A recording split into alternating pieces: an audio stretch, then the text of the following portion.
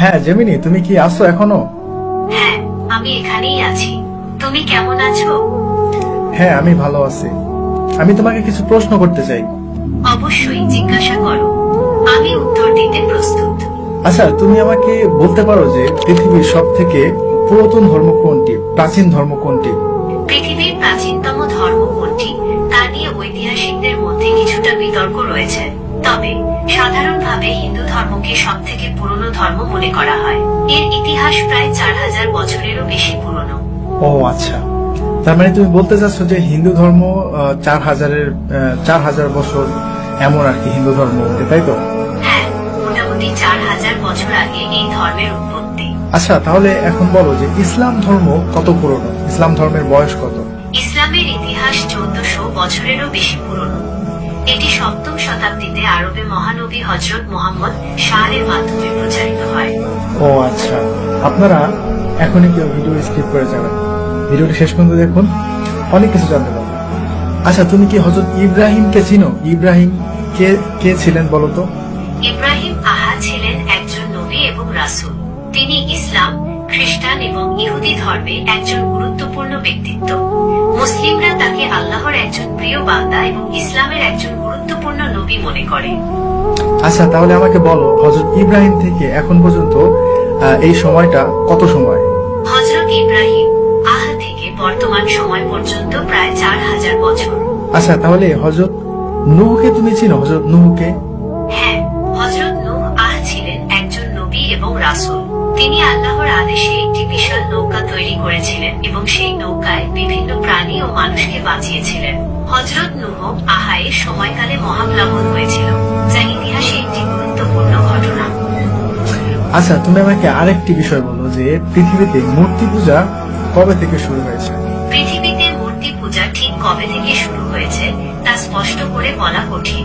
তবে ঐতিহাসিক ও প্রত্নতাত্ত্বিক প্রমাণ থেকে জানা যায়, প্রাচীন মেসোপটেমিয়া, মিশর এবং ভারত সহ বিভিন্ন সভ্যতায় খ্রিস্টপূর্ব কয়েক হাজার বছর আগে থেকেই মূর্তি পূজার প্রচলন ছিল। আচ্ছা, ঠিক আছে। আনুমানিক এর বয়সটা কত হবে? আনুমানিক খ্রিস্টপূর্ব 5000 বছর আগে মেসোপটেমিয়ায় প্রথম মূর্তি পূজা শুরু হয়েছিল বলে মনে করা হয়।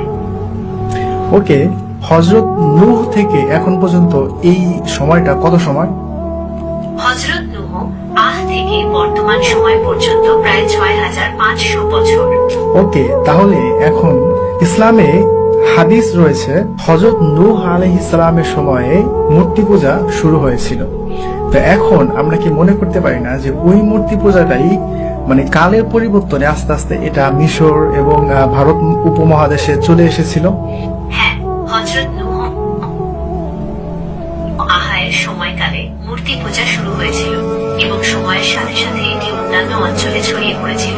তাহলে এখন তুমি আমাকে আরেকটি ইনফরমেশন দাও, যেটা এমন একটা বইয়ের নাম বলো যে বইটা এখন পর্যন্ত অপরিবর্তিত, মানে ওই বইটার মানে কোনো পরিবর্তন হয় নাই, শুরুতে যেমন ছিল এখনো তেমনই রয়েছে, তবে এই বইটা একটা ধার্মিক বই।